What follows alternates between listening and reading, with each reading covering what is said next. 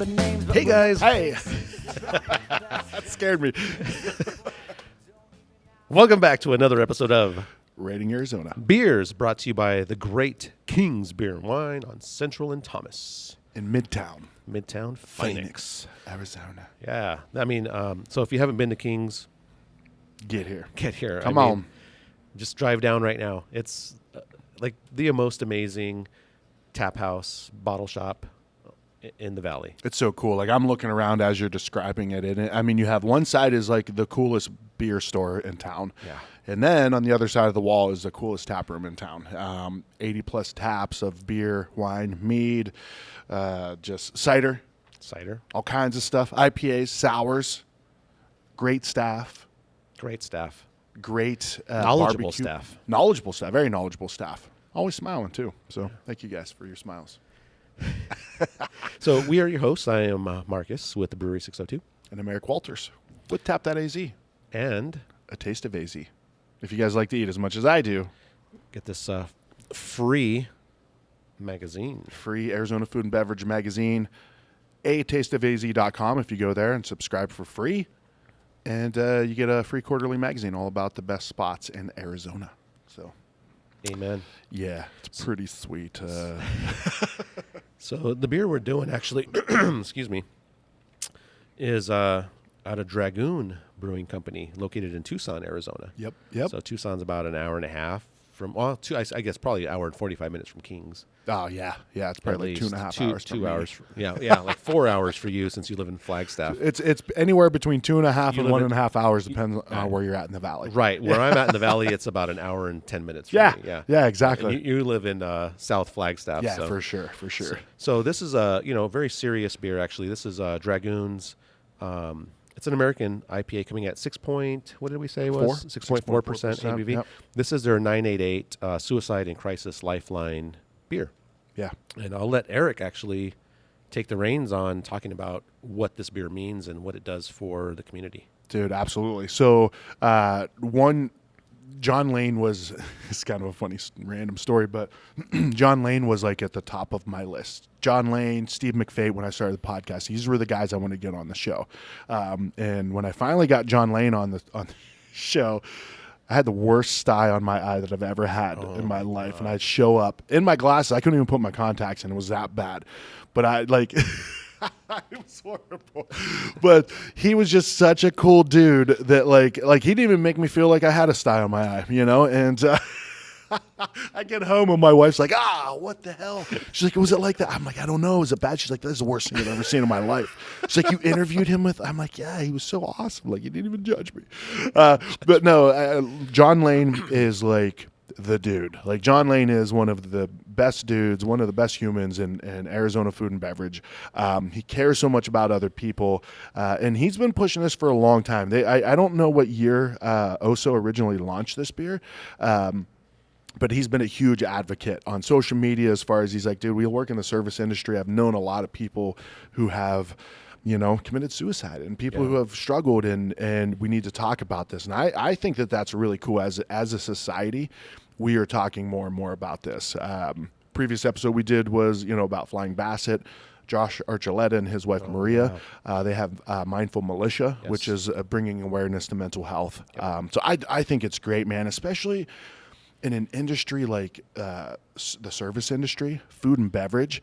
It's a fun industry, but it's taxing on you, know, and I think that it's great. Not only that Oso launched this 988. So 988 is just, you dial that on your phone. That's the suicide and crisis. Right. It needs lifeline. to be a different phone number. I think a few years ago when they started this, I think this is like the maybe third or fourth year. Yeah. That this has been like an actual, ongoing yearly thing where they do this beer. I think actually maybe it's even more than that. Yeah, I don't maybe because I do remember actually doing a Blue Pint. Virtual Blue Pint. Yeah. And one of these beers was part of that. Formerly 800-273-TALK. Yeah, the 273 Talk. 273 and I think that's Talk, what it was when I did that, and that was a few years ago. So, but it's definitely a great cause, and actually, For sure. it's just to remind people that there's help out there. For sure. Well, and you know, like, I mean, to be open, like I've struggled with this, you know, not to the level of, you know, suicidal thoughts or anything, but like just mental, you know, struggles, you know, things that I've dealt with where something like this, even just seeing that is like, shit, man. Okay, there's enough people there to deal with. Right. Okay, like even just the feeling of knowing you're not alone, it can be so helpful sometimes. And I think that awareness of it is like, oh shit, okay, there's a lot of people that are. There's not something wrong with me, you know. But I think just that awareness of knowing that there are options, and also knowing that you're not alone. Yeah. You know, you're not alone in these struggles. And I think it's great because what I love about what I've seen John Lane do is he does something and then it continues. It's not just like, this would be cool to do and let's, you know, or whatever it is. He makes it an effort to, okay, every year we're brewing this. And now every year we're getting other breweries now involved with it, because there was quite a few breweries this year that brewed a 988 beer. Yep. So, and I think they got to choose like what style they did and all that. But yeah, so cheers to John Lane for sure on this whole thing. And thank you for just keeping this going. And I think it should be something that, you know, is a kind of a yearly thing. And like you said, let people know, like you said, just looking at the can kind of does let you know that, hey man, there's a lot of people out there that, for sure, you know, it's a very hopeful logo. It's a logo of hope. Yeah, is what it is. Well, let's crack this thing open, right? Yeah, let's do it. So, well, now we're getting into the beer review, right? So, obviously, this is a 10 out of 10 when it comes to the purpose and cause of this beer. But Dragoon, how do you come through on the beer side? You know, it's American IPA, which or American Ale, or what was it? It's American IPA. Yeah, American IPA. So, love that. And the beer does come in an unfiltered gold color with a nice, fluffy, white, compact head on that thing. So this is the beer you want poured for you in a pub with that head on there. Yeah. It's beautiful. Dude, I didn't even pay attention. I just half-assed it, and the beer did the work for me. Dude, how did you pour it? Yeah, see? Golly. I'm just doing one of these, but I already did a drive-by aroma. Did you, man? I'm going to hit the drive-by on this one. Dude, this is... Yeah. So, okay, now it's walking the line of IPA. Like, is this like American IPA? What does that mean? Yeah. So not New England IPA, not West Coast IPA, American IPA. Sure. I like that. What does that mean to you? It doesn't mean anything to me. It means that it's an IPA. Means it's an IPA. Well, it doesn't mean to me. It doesn't mean it's a hazy. It doesn't mean it. Just to me, it's a. I guess just IPA, just straight IPA. I mean, well, for sure, traditional IPA, which would make sense, right? Because you've got the West Coast IPA, you've got the hop, East Coast bitterness, super hazy, juicy, yep. Right? And then right everything else is American IPA. I think everything else is American IPA. America. All right, let's drink this thing, man, because this thing smells. Smells. So I think you said this thing got canned about 3 weeks ago. Yeah. So the aroma, I mean, a month ago. The aroma actually to me is very. I get a lot of that. I get a lot of that water, like that calcium, that water profile, which helps the hops a lot. It definitely does have like an orange rind kind of thing going with it, you know. This smells like a some little bit of grapefruit in there. There's definitely some breadiness with that malt character. It smells like as weird as it sounds, it smells like a beer from a different state. It's bright. Yeah. Man. Like it smells what state? I don't know. Well, it's America, so it could be any state. But no, it's like one of those, and maybe it's the things of like, you know, we're around these places so much, and I've had Ren House's beer so much, and church music and Tombstone beers and all this stuff. When you go to a different state, when I go to a local brewery in New Hampshire, and it's got that fresh beer on tap, right? You get that same thing at, you know, at the shop and at Helton and places like that, but it's just something that hits a little bit different in a different town. This is from another state, Tucson. Well, that's true.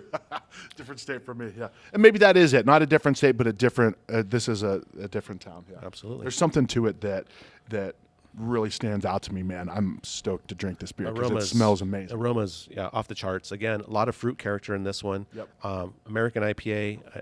You know, again, style-wise, I have no idea where it's going to land, but man, I want to get a taste on it for sure. Cheers, man. I'm going to predict this got. I think it's got some similarities to Tower Station. What do you think? Interesting. Right? I don't, it smells a little fruitier to me than Tower Station, but let's taste it.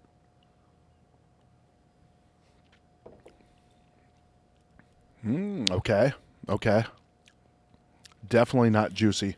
No, it's it's falling right in that West Coast.